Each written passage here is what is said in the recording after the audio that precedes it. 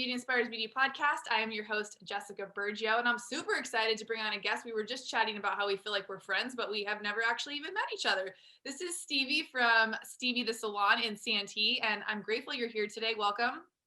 Hello. Thank you so much for asking me. And I feel like I know you too. Instagram is such a crazy place. I know we were just touching on how it can be crazy because you literally feel like you know people, yet you're like, I guess I've never actually even met you. I know. It's wild. Especially with the last like 8 months of us being closed, I feel like a lot of hairdressers have kind of come together, like watching each other, supporting each other, sharing things, creating new things, like all the things. So it's almost more, I've been inundated with getting to know more hairdressers than ever before in my 20-year career. Me too. I feel like Instagram has really been a positive avenue for a lot of us in our industry because it's been hit so hard. I feel like it's been really good for all of us to stay in contact and kind of like fight the fight with each other. So I think it's been good. Yeah, and you're very active on social media, which I admire because it is like a second job when you have a business. It's good for marketing, but it's also you're really good at incorporating a lot of your personal life and just kind of like who you are. And I really relate to that and resonate with it because it is hard to totally show up as your authentic self and just put yourself out there, and you do a really good job of that. Oh, thank you so much. I try to keep it real. Yeah, you're fun to watch. So I always have a challenging first question. So I'm always like, how did you get into the industry? And your journey has been a long one. So we'll try to work our way back and get all the juicy parts out. But how did you get into the industry? So I actually went to school to be a news anchor. I know that's kind of random, but You would have made a great news anchor. I think I would have, Yeah. I think I would have. But I went to school to be a news anchor, and with that, when you first start out, you have to move away. And so I didn't want to move away, and my mom is a hairstylist. And so she was like, "Hey, just try it." And so I tried it and I loved it. And I worked as a receptionist at another salon when I was 16, 17, 18, 19. And my grandma was also, she ran salons. So I feel like it's just kind of in my blood, but I didn't expect to really love it as much as I love it now. It's been a wild, wild ride, but I did it about, I started when I was 24. I'm 33 now. So it's been 9 years since I've been in school. Wow. And so 9 years, I mean, and if you think about it, this makes more sense now that I'm hearing the backstory of it being in your family. It wasn't like a new business that you had no clue about. So seeing your success with your salon and you stepping in and being the leader like you have grown in that short amount of time, that makes a little more sense now. But also like you've put the damn work in, like you do a lot. So walk us through what your journey looked like starting out. Did you work with your mom? Did you assist in a salon after school, or what was your journey like? So after school, I assisted at a salon in La Mesa, and I assisted for probably about 4 or 5 months. And then I went on to commission. And how that worked at that salon was as soon as you were making enough to where you could pay booth rent, then they kicked you off. So I think I lasted a month. And then I was kind of like out on my own. And I worked downtown at a nightclub, and my boyfriend, well, now husband, did too. And so I feel like I had a lot of connections with a lot of people that way. So I built really quick. And I didn't start social media probably until about a year or two into it.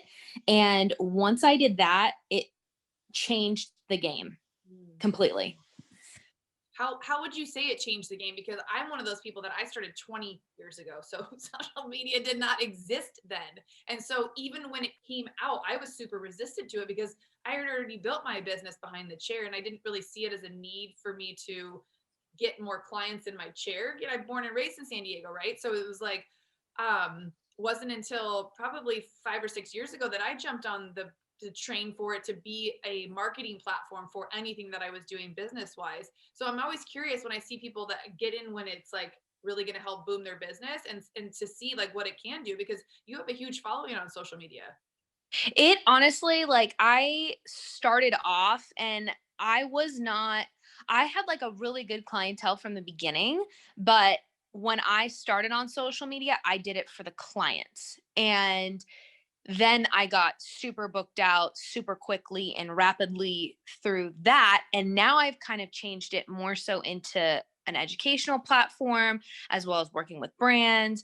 And I think it's taking a little bit of a different turn now, which I'm super excited for, because I feel like this industry, that's the best part of this whole industry, is that you have so many options. You can kind of be a chameleon in it.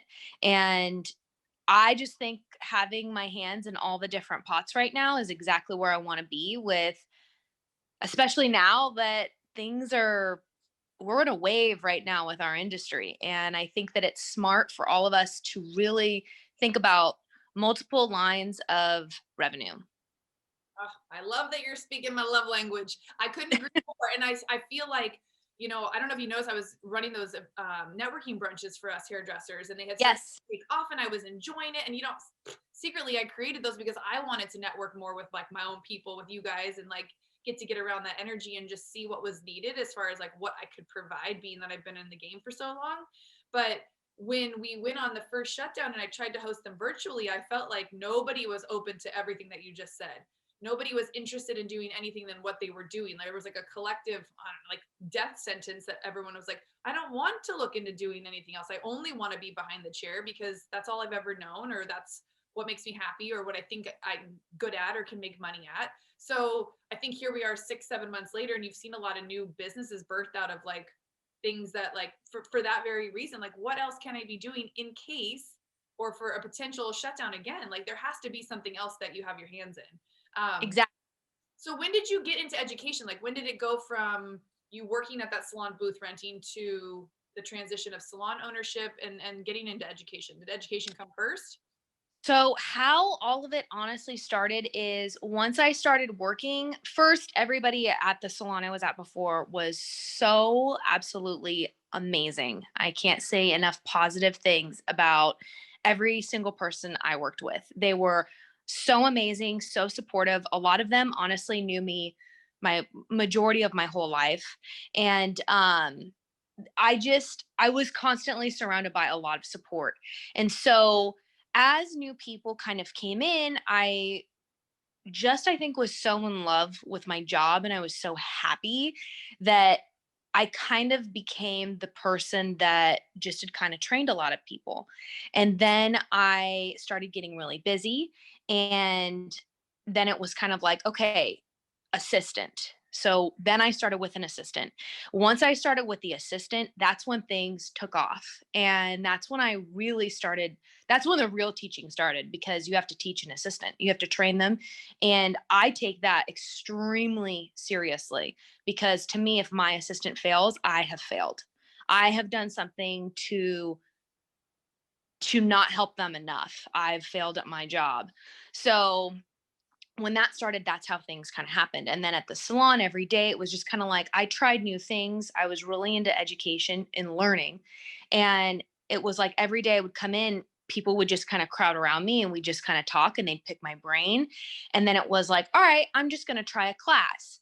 And I'd go to the beauty school and teach. And then it just took off from there. It went from like teaching at the beauty school a couple of times a year, and then it went into hosting classes. And I'd say really that kind of got started about 2 years ago, but it's been fluctuating. I feel like you're just busy, you know what I mean? And then you're not sure, like, am I doing this? Am I actually serious about this? I'm kind of just like sampling it out.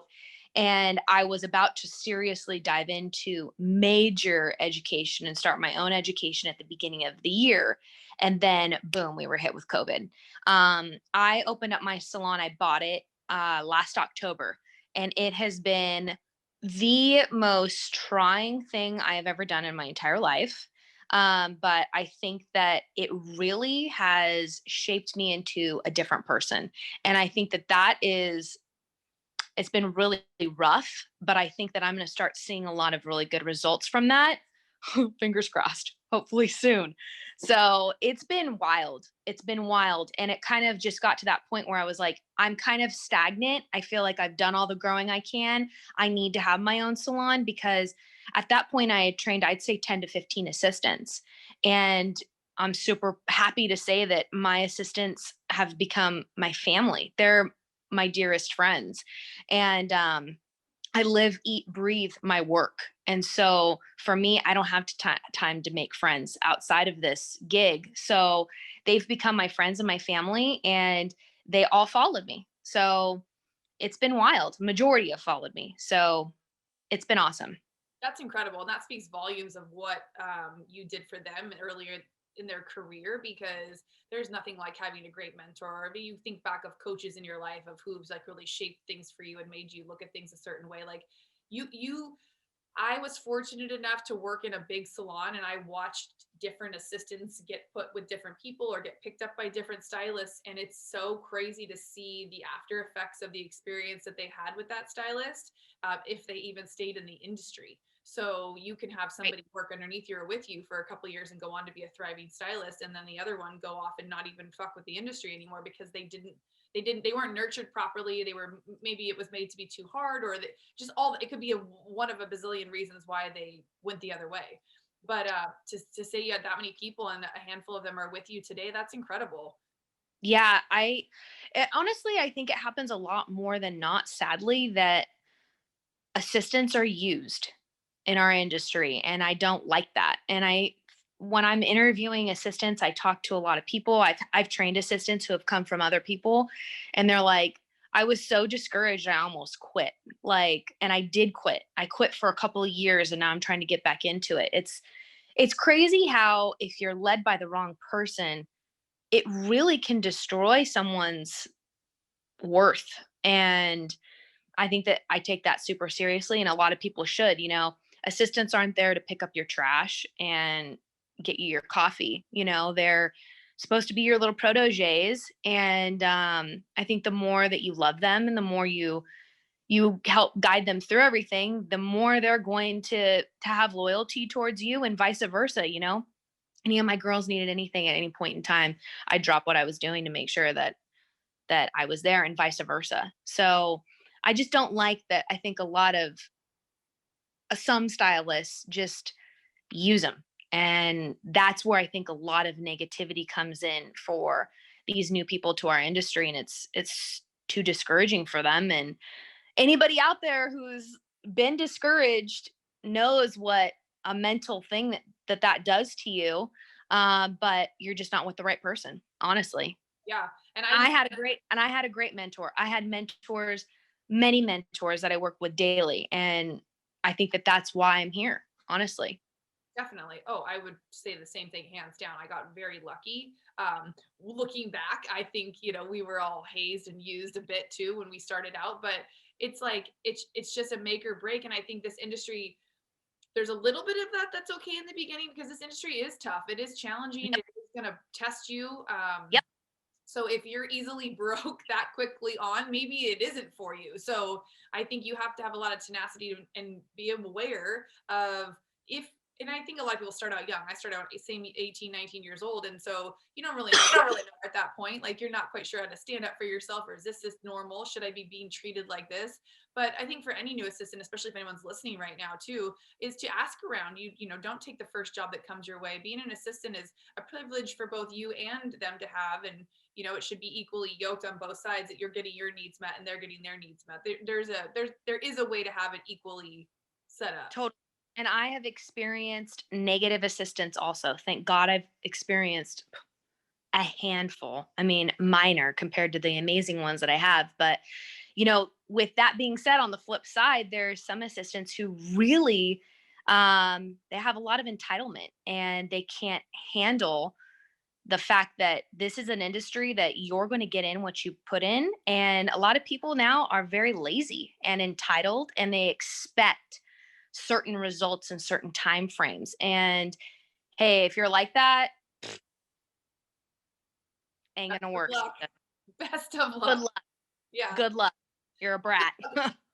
Yeah, this industry, you have to be able to like check your ego, even if you're the world's Yep. greatest. Like, I think at some point, a lot of people get into the industry because they get to be creative. They get to have creative freedom. They get to be who they want to be. You get to kind of like do your own thing. But at some level, you're still a service provider, and you're still, there to make the client and the team feel like you're part of it. And I mean, listen, we see plenty of people who are successful out on their own doing their big old bad things, and cheers to them. But I think if you're trying to grow a brand and a team like you have to be able to have that like mama mentality where you're making sure that everybody's needs are met. And like, what would you say is kind of the overall mission or vision that you have for your salon as a whole? Like when you opened it, did you have a concept idea of what you wanted to do, and how have you been able to like lay that out for the team? Yes. My biggest thing is family and unity. I grew up in that hair world of that environment, and that's where I think a lot of people thrive is no pettiness, no cattiness, no negativity. I think negativity is the nastiest disease around. And to me, if I see that, I will squash it right out. And that is the biggest thing for me, that it's like, be positive. We are all here to uplift each other. Healthy competition is good, but jealousy and nastiness is not tolerable. So for me, my mission and my brand was more so like, build these stylists to become well-rounded, well-educated, to where they know the need for constant education. Because like you said, you can have a great ego and think that you're the best. First of all, there are a handful of people who are the best, and those people have earned their title. And if you think that, then be prepared to stop growth, because once you start thinking that way, it's over. You're not going to grow anymore. Right. So for me, again, back to my brand, I think that it's more like uplifting each other, creating loyalties and family unity. I don't have commission salon. It's all a booth rental salon. So for me, it's more so like helping them and teaching them how to run their business. That is where I feel like we thrive in that way, because a lot of people in commission, not the commission's wrong, because I'm going to test it out eventually too. But not that the commission's wrong, but after a certain point, and commission stylists are making a lot of money and they see what's being taken, then they can feel a certain type of way towards you. And I feel like that can kind of get a little hazy also. So I'm more at the approach where I'm just starting like, ooh, hands off, don't hate me. Like, I'm just going to help you grow your business and keep you focused on your brand that also matches with my brand. That's so powerful, because honestly, being able to empower someone to have their own business in your business is everything. And I do think commission style or salons can work beautifully if it's all understood. And I think what you touched on about a lot of times, and I was there too as a commission stylist at one point, realizing how much money I was bringing into the salon and how much the salon was taking versus what I was being able to keep myself. And in hindsight, it's a ready-made setup. You come in, you work, you leave, you get a paycheck, Yep. and that's great. But I think a lot of things have changed and shifted now. I think the 1099 came out and the different ways that people are getting paid with commission. It's not what it used to be. I don't even know the legalities on that, because I run a booth rent salon as well. I like to keep things super simple and super clean. Yep. I just want to create an environment where everyone feels supported. And so that's why I choose that path. But I think for bigger salons and to really be a revenue driving salon, having commission availability for people is huge as well, especially once you've already created a brand and a name for yourself. And you're in a space where you have a lot of traffic, and it's not like you got to Yes. take advantage of situations like that. So I think that commission is first, great for the newbies. You know yeah, what I mean? That's where I think that's where I will start dabbling in that once we kind of return to some sort of more normalcy than right now, because it's just so chaotic. But I'm going to dabble in that. But for my people who are established and they've grown their business themselves, go for it. right. So are there any like things that you do for the salon team to keep them like together as a little unit? Do you guys host any kind of things together, or do you? Yes, well, I mean, it's been weird. I mean, I feel like 6 months of my year of ownership has been this crap. But we do. I mean, we do things together, and any education that I do, like any classes that I do, I give to my team for free. So we're very much unified. And I feel like, again, we're all kind of friends. So I was planning on hosting like a massive Christmas party, but I don't think that's going to happen. But yeah, I think again, just playing on that family element, socializing outside of the salon, even if it's just individuals, you know what I mean? Like me grabbing a drink with one of the girls, or grabbing a drink with five of the girls, or hanging out with, a couple people at a time, or all of us together. We're kind of all about that.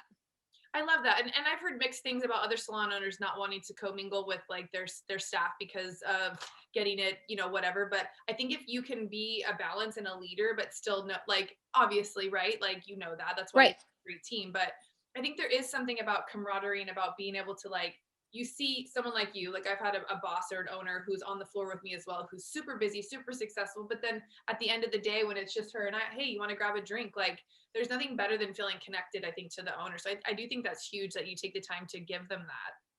Yeah, I think that again, that's part of building the morale of the family that you're trying to build. Right. It's important. Totally. Okay, so talk to me about how you created like the concept for all of your teaching in your classes, because you do a lot of balayage, you do a lot of blonding, you do some incredible hair. I'll be honest, you're super Thank you. on the videos. Are you self-taught with that? Do you do all the editing of the videos yourself? Well, my husband has learned tons of stuff on the camera. So he is my photographer, videographer. I mean, I take my own pictures of my work because almost all of my work is done on clients in salon. But he is helping me start online education, which, I mean, it's kind of weird because again, I feel like, you're trying to balance life, you're trying to balance a salon, you're trying to do in-person classes, you're trying to be a hairstylist and a daughter and a sister and all the other things. But online education is going to come soon, and he's going to help me with that. He's great at it. So he's in marketing, and he's good. That's It's kind of a perfect team. Yeah, that's awesome. Oh my God, goals. Hello. Does he have a brother? No. He does, but he's married, unfortunately. So talk to me about, because I know you have done some stuff with, I'm looking at your Instagram right now, and you have worked with Behind the Chair. So the Yes. BTC team, explain and talk to us about that, because I know a lot of people are interested in like submitting work for those one-shot photos. How did you get involved with that company? Behind the Chair is the most career changing thing I have experienced personally. They are absolutely phenomenal. They're absolutely amazing. And they treat me as if I am family. And that again ties right back into my salon and how I like to feel. I have to be connected to people. And Behind the Chair does that. How it started was I submitted for the One Shot Hair Awards, which is the largest hair competition in the world. And I just was like, you know what? At the time, it was a couple of years ago, I'd never heard of it. I didn't know, I was kind of new and figuring out Instagram. And I was more so just thinking, I'm just a hairstylist behind the chair. These people are like so amazing. Yeah. And it was intimidating, but you know what? Their whole motto is like one shot, and you're never going to know if you don't try. And so I submitted one year, and then the year following that I submitted again and I finalized. And that was no, I didn't. No, I think I submitted 2 years in a row and then I finalized.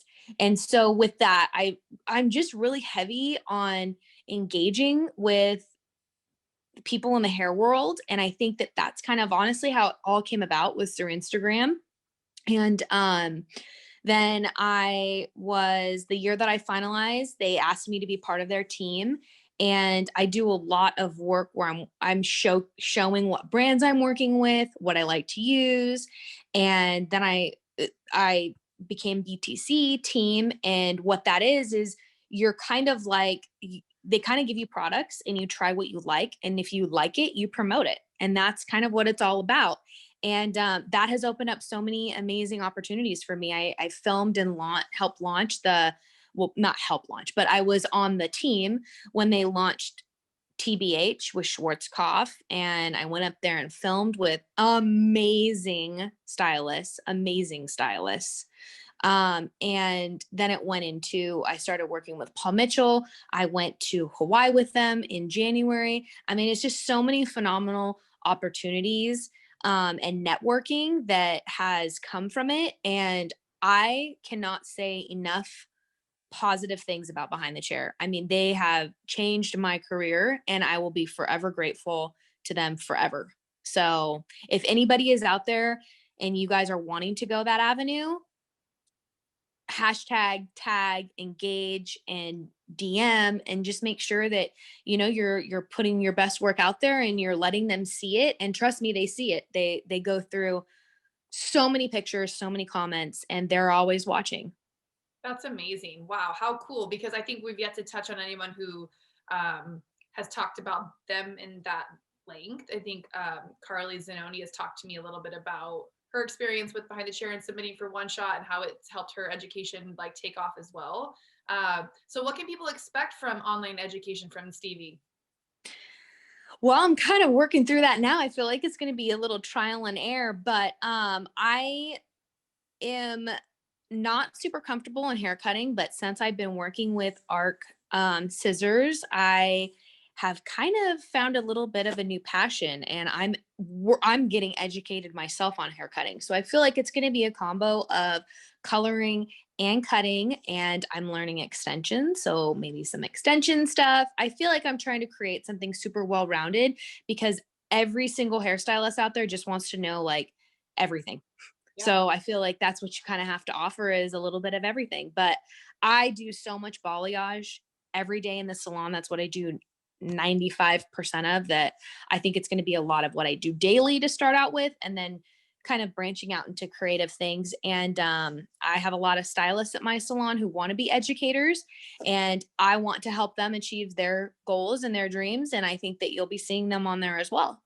That's amazing. I think the more you can bring other people into your journey and give them a chance to like have a little bit of that is incredible. Because then you're just building them up and they're getting an experience like you did with Behind the Chair and getting to like I just love everything that you're doing because it just brings me back to my journey of I wish when I was at this salon that they would have supported me more so then maybe I would have stayed. And like I think when you can nurture the people that you have to grow into whatever next phase they want to do and you can still hold that space for them and you adjust to their needs, like you're more likely to keep the people that you have.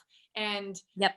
I've watched salons that have stylists and they let them leave and I'm like, I was always taught in sales and business that it's easier to keep like the clients that you have than it is to acquire new ones. And I would imagine it would be the same to keep employees that you have or, renters that you have versus trying to always fill the space and get new ones.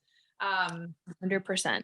Yeah. So, I mean, you're just building something that like, why would anybody ever want to leave? And that's the kind of culture that I feel like this industry needs so bad. And that's what kind of has given us a bad rap in the past, at least like when you would ask clients before, like, what's your perception of a salon environment? And it's the gossipy. It's like they're always moving salons. It's like 2 years here, a year there. Like that was like the normal for so, so long. And now you see people staying 10, 15 years at a salon. So, I mean, that's the only way I've honestly known it. My mom was at her same salon for 25 years, wow. along with others in that same amount of time. So I feel like if you create an amazing environment, they're going to stay. And I mean, 25 years at one place is pretty phenomenal. So, and I stayed at that. I was only at one salon, and then I opened my own. So I feel like you you really have to put in it and to see those results. And I don't know, I think if you treat people the way that they want to be treated and the way they deserve to be treated, they're going to stay with you forever. And honestly, there really isn't, I would have never left if I didn't want to do the salon ownership thing. So for me, it's like if you have a great thing, why change it? Right. I agree. And I have so many questions when it comes to salon ownership. And I know that this last year has been so weird because I'm a new salon owner myself. So I opened just last October. So I just hit a year and like, we know, like it's been Oh my god, so we're at the same time frame. totally. And I mean, my salon's a much smaller scale. There's only 5 stations in my salon and we're not off the beaten path. You can't just walk in. You wouldn't never know where we are. I built the space to mostly be for seasoned stylists who are just looking for a hair home to come and have a peaceful place to work with all the amenities minus, front desk and all of that. But, you know, what would you say you wish somebody would have told you before you opened the salon? I know it's a tough question. Are there any like lessons that you would be like, if you're thinking about going down the route of opening a salon, what would your I think advice it be? I am I'm tough. Okay, I'm tough. I can handle a lot of stuff. But I will tell you what, I bought my salon. So there were a lot of people there who were there when I took it over. Um there are a lot of different personalities, and to not take things, it's super personal. I mean, it's your home. It's what I've literally put my entire life into it. And when I give something my all, I give it probably too much, if that's a thing. It is. But it's personal. It is so personal, and it is so trying and testing, and it never ends. It like you think that you go home and you hang out with your husband and you have like a night uninterrupted. Yeah.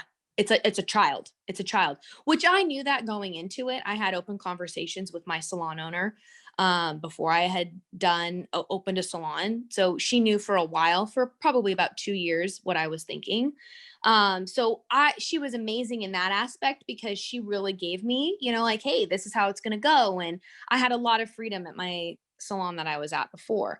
So I kind of learned a lot of it before I came into it, but it was like a tip of an iceberg. You have no idea until you get into it. And when I did it, I mean, the salon I bought was 22 chairs. During COVID, we added 8 more in, so we're at 30 chairs. And it is a lot of personalities. But I feel like it took time. It took probably about 6 months. And honestly, COVID kind of helped to really keep the people who wanted to be there and who truly appreciated me there, and brought in new people who feel that way about me. And I just think that it is such an eye-opening and testing experience, and I do think that the toughest will survive. I agree. Yeah, no, salon ownership is not for the weak for sure. And I knew that as well going in. I was well aware, and that's why I think I opened such a small space because I just didn't want to be responsible for something that large. I knew I have a 9-year old, and I also have another business that I'm trying to do. So I knew creating a safe space for the people, it would just make sense. But I've watched salons be built that are that size and the amount of work that it goes into. So I commend you because it's no easy thing. And it's just when you build something like that, I know you go unappreciated sometimes, but I wish that like you could get in people's head and know how much they probably do appreciate you. And I'm glad They that, do. yeah, COVID pushed out the people who didn't. Um, I know, do you have a few chairs open right now? We have a few left. So what can somebody And expect if they come to your salon and they want to booth rent from you? Like, what is the environment like? What can they expect as far as like what the team offers? again, we're super into education. So people who are wanting to grow and wanting to learn, that's what we're looking for. Because again, like I said, somebody who thinks they know everything is doomed in my eyes. So I feel like that's huge. Along with, again, if you want to be part of like a team and a family, that is what we offer. Our space is super COVID safe. We have put plexiglass between every single station. There are dividers between shampoo bowls, which I'm going to get ready to do all acrylic between the shampoo bowls because we just have more of like a cloth kind of divider. But it's it's safe. We're 100% mask enforcing. Whether however we feel about it personally is each one of our rights. But as professionals in our salon, we are about our business and our reputation and are about our professionalism. And we are handling this as best all of us can with being respectful to everybody's views and opinions. I love that. I love that. And you speak freely on your opinions and your views too. And I love that you are unapologetically yourself because I find nothing more admirable than a woman who like speaks her mind and just says whatever she wants. Um, Yes. especially with grace and love, like you say things like always from your heart, so that it so comes across. And I think why you're building such an authentic brand that's going to really support your business goals and dreams. And I'm excited to see where you go with your online education.